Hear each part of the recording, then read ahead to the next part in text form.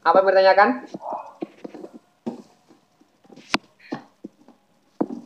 Itu berdasarkan dari penjelasan Bapak dari video yang pertama, perkembangan gereja Roma yang dipimpin oleh uskup dan juga ada yang dipimpin oleh Paus. Nah, yang mau saya tanyakan, sebenarnya di antara kedua pemimpin itu, mana pemimpin yang memiliki kekuasaan yang lebih tinggi? Pemimpin mana yang punya kekuatan lebih tinggi? Zaman Paus apa zaman uskup ya? Uskup sebelum Paus maksudnya? Maksudnya ya, kekuasaan yang paling tertinggi itu Paus atau seorang Paus atau seorang uskup?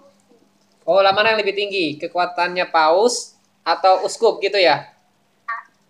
Benar? Nah, ya. Saya jawab ya. Jadi yang paling tinggi itu sebenarnya adalah Paus. Kenapa? Karena Paus itu adalah pemimpin dalam politik, pemimpin di negara, dan juga pemimpin gereja itu paling tinggi Paus. Karena dia adalah wakil Tuhan. Wakil Tuhan yang dipilih oleh masyarakat Roma pada zaman itu. Jadi itu yang lebih dominan. Seperti itu. Jadi lebih tinggi Paus. Kemudian Pak, itu namanya Nah, uskup. Kalau seandainya Paus itu dipilih oleh masyarakat Roma pada saat itu, uh-huh. nah bagaimana juga dengan uskup itu dipilih oleh siapa? Apakah pemilihannya juga sama dipilih oleh rakyat atau masyarakat Roma pada saat itu? Oh, uskup, sebentar. Ya, kalau uskup itu yang milih adalah Paus. Jadi uskup itu dipilih oleh gereja, tapi berdasarkan persetujuan dari Paus. Oh ya. Nah, Kemudian Pak, saya jawabnya. Saya tadi sempat buka internet dan kemudian saya kita temukan lagi mengatakan bahwa ya. kalau itu juga disebut sebagai pengganti Rasul Kristus. Nah, dasar apa mereka mengatakan bahwa uskup itu disebut juga sebagai pengganti Rasul Kristus? Apakah pernyataan itu benar? Oh, uskup dikatakan sebagai pengganti Rasul Kristus karena uskup itu kan ditetapkan Allah melalui Paus. Karena Paus itu adalah punya otoritas tertinggi sama seperti Allah dan dia dikatakan sebagai wakil Allah di dunia. Sehingga kenapa dikatakan rasul? Karena mereka adalah orang pilihan yang berhak memimpin gereja pada zaman itu. Karena orang awam pada zaman itu orang awam tidak boleh mempelajari kitab dan itu hanya bisa dilakukan oleh orang-orang seperti uskup. Itu orang-orang khusus, orang-orang pilihan, orang khusus yang setingkat seperti rasul pada zaman itu. Seperti itu. Gimana? Pertanyaan saya terakhir Pak. Hah? Sesuai dengan video yang kedua, itu kan membahas tentang apakah kemudian apakah dengan adanya itu juga mengenai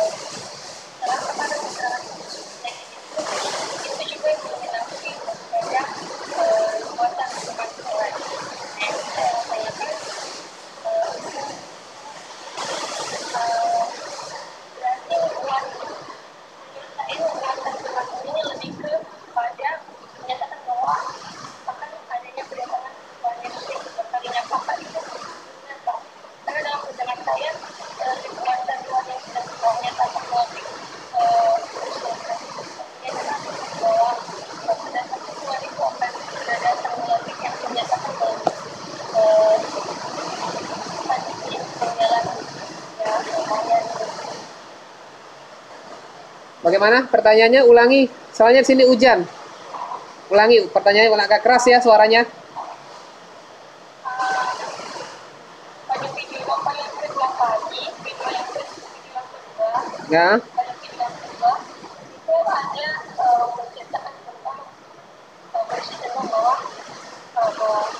pandemi ini merupakan salah satu yang menggenapi daripada kekuatan kemanusiaan Ya. yang sudah Tuhan ciptakan. Nah, menurut saya dalam pemikiran saya mengatakan bahwa kedatangan ini adalah waktu kedatangan Tuhan itu selamanya kedatangan Tuhan itu hari itu sudah datang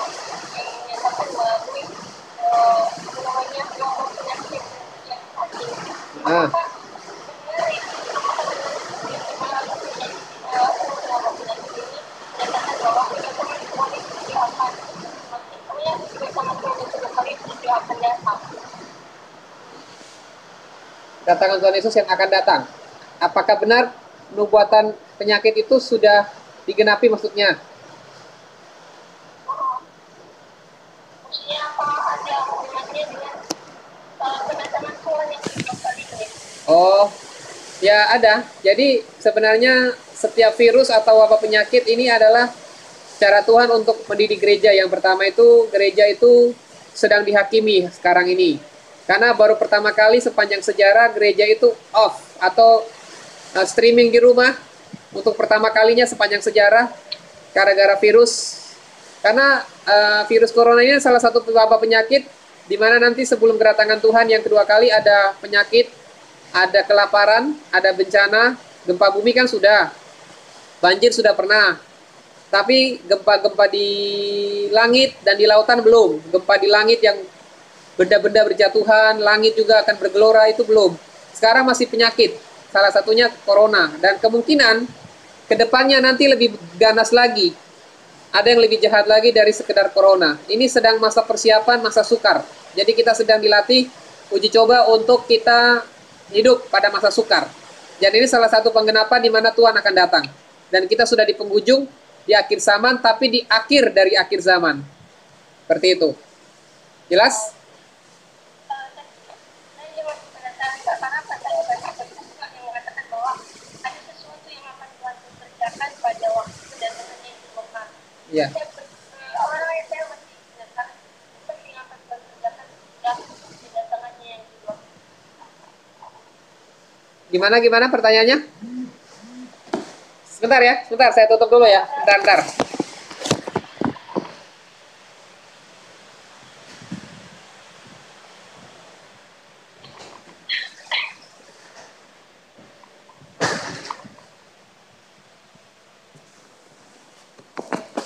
Ya gimana tadi? Ulangi pertanyaannya.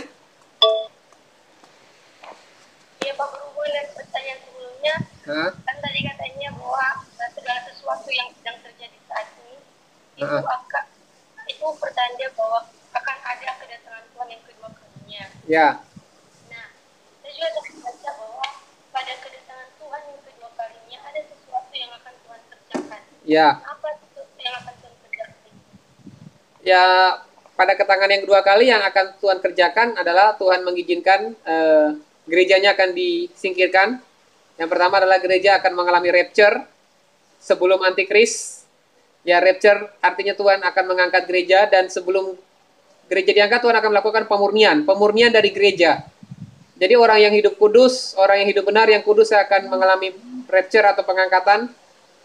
Dan setelah pengangkatan itu gereja akan masuk masa aniaya selama 3,5 tahun, di mana nanti ada 10 negara, ya berbicara 10 tanduk. Ada 10 tanduk itu berbicara 10 negara di Eropa, dan itu akan memimpin dunia dan akan mempengaruhi dunia. Dan hari ini teknologi dipakai oleh iblis. Jadi iblis sedang memakai teknologi melalui chip, penanaman chip nanti akan diizinkan Tuhan akan terjadi di dunia. Seperti itu. Sudah jelas? Saya jangan mengertikan. Kenapa? Ya. Sudah selesai Pak, saya cuma mau bertanya itu saja. Oh ya. Sekarang Yeskiel gantian. Bentar ya. Gimana Yeskiel? Suaramu gak kedengaran. Suaramu gak kedengaran. Gak kedengaran ya suaranya Yeskiel? Ya, tidak. Suaramu gak kedengaran. Jerry mana Jerry? Katanya Jerry mau bertanya.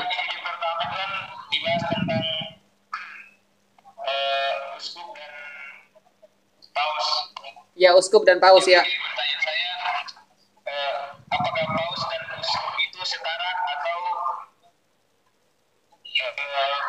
bagaimana? Itu yang pertanyaan saya yang pertama. Ya. Uskup dan paus itu kedudukan yang lebih tinggi adalah paus. Paus adalah pemimpin gereja. Dia adalah wakil dari Tuhan. Jadi pemimpin tertinggi paus. Pemimpin di bawah paus itu adalah uskup. Dan setelah uskup itu ada namanya pastor ya, yang memimpin di setiap gereja. Jadi pemimpin tertinggi itu adalah paus. yang tertinggi di dunia?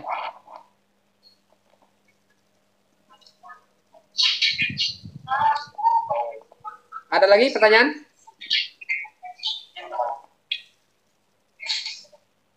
Saya juga nggak ada lagi Pak. Udah ditanya semua sama si Harapan. Oh, katanya Jerry mau bertanya. Ada Jerry nggak di situ? Jerry mana Jerry? Bisa pakai punyamu aja, Jerry. Panggil. Nggak tahu Pak lagi di itu jaga persampang Lagi, security. lagi apa? Tidur itu. Jeremia katanya mau bertanya. Lagi tidur. Sebentar ya. Siapa yang mau bertanya lagi di situ? Ada lagi nggak teman-teman yang mau bertanya?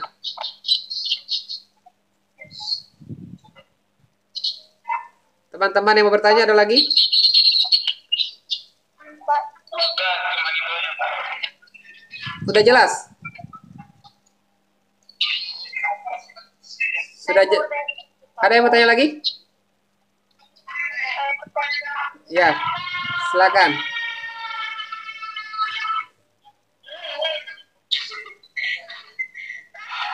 Silakan tanya. Tanya aja.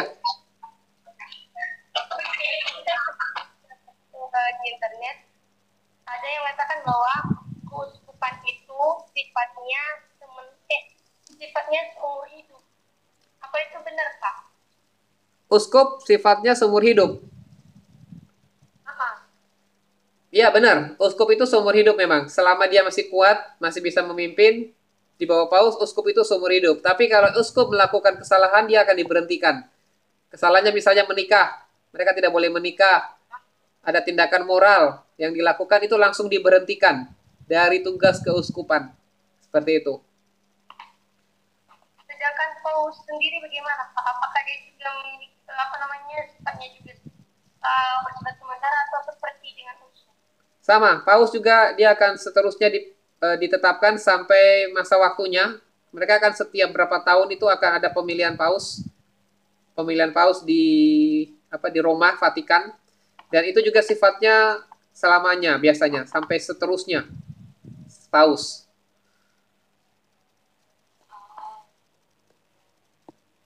Ada lagi? Sudah? Udah jelas? Sudah. Gak ada lagi yang bertanya? Teman-teman yang lain situ ada enggak? Gak ada teman-teman di sekitar situ? Tidak, Pak. Ya. Tapi nggak tahu lagi pada ngapain itu. Ada yang bertanya enggak teman-temanmu? Kalau ada? Lagi ngapain kalian? Oh itu Pak lagi main TikTok. Ada yang mau bertanya enggak? Sejarah gereja?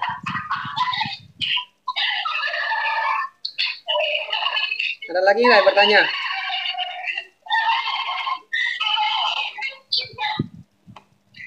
Halo, Pak. Ya, halo?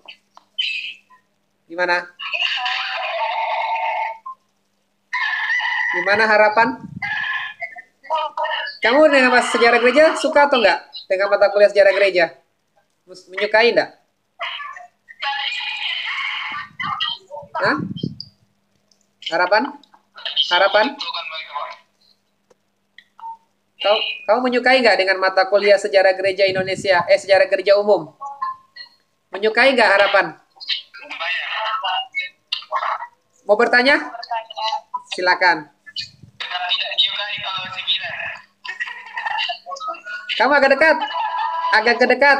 Suaramu nggak kedengaran. Agak dekat. Wajahmu nggak kelihatan. Wajahmu nggak kelihatan. Hah? Gimana? Pakai headset ya, biar kedengaran.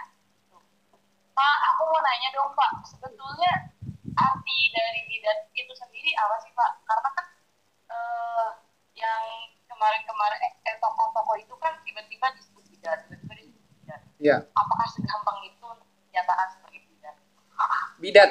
Bidat itu adalah kelompok orang yang tidak sesuai dengan firman. Misalnya, bidat itu tidak mengakui ketrinitasan Tuhan. Tidak mengakui Allah Tritunggal. Tidak mengakui Yesus sebagai Tuhan. Satu-satunya 100% Tuhan. Itu bidat. dan tidak mengikuti konsili gereja. Konsili gereja yang dilakukan di Nisea itu dikatakan bidat.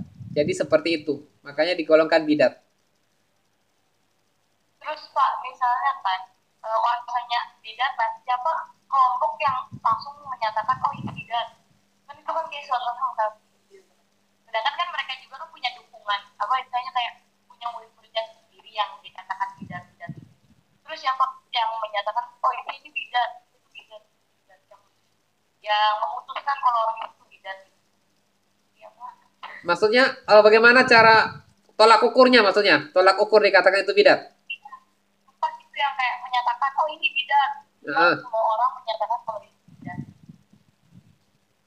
Ya, kalau kita lihat dengan kondisi gereja sekarang, ketika gereja itu tidak mengikuti doktrinnya dia, misalnya contoh, kita Protestan.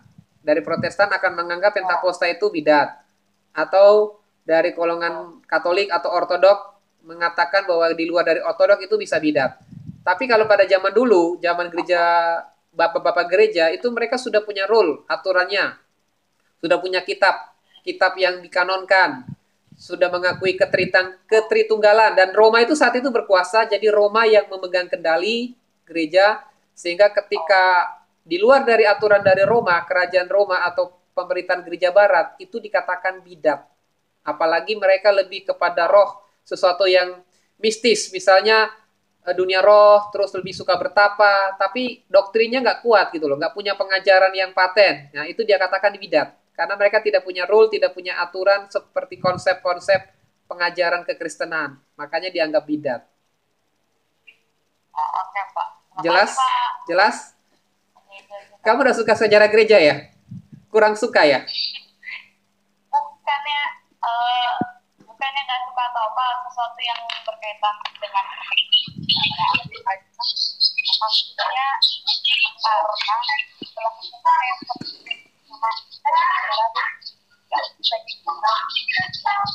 Berarti suka? Sejarah gereja suka kan?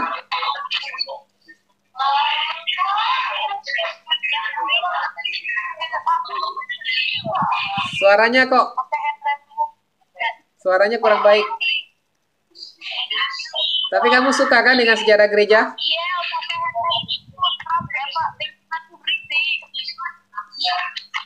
Kamu suka kan dengan sejarah gereja?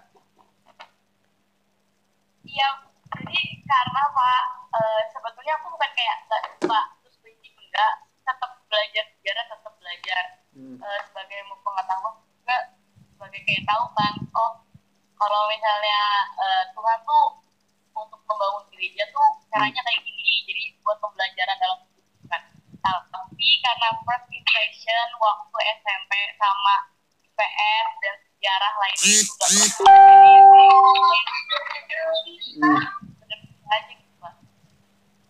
Oh itu kan pada zaman SMP waktu SMA. Tapi untuk kondisi sekarang dengan sejarah gereja, apakah sudah mulai tertarik atau gimana?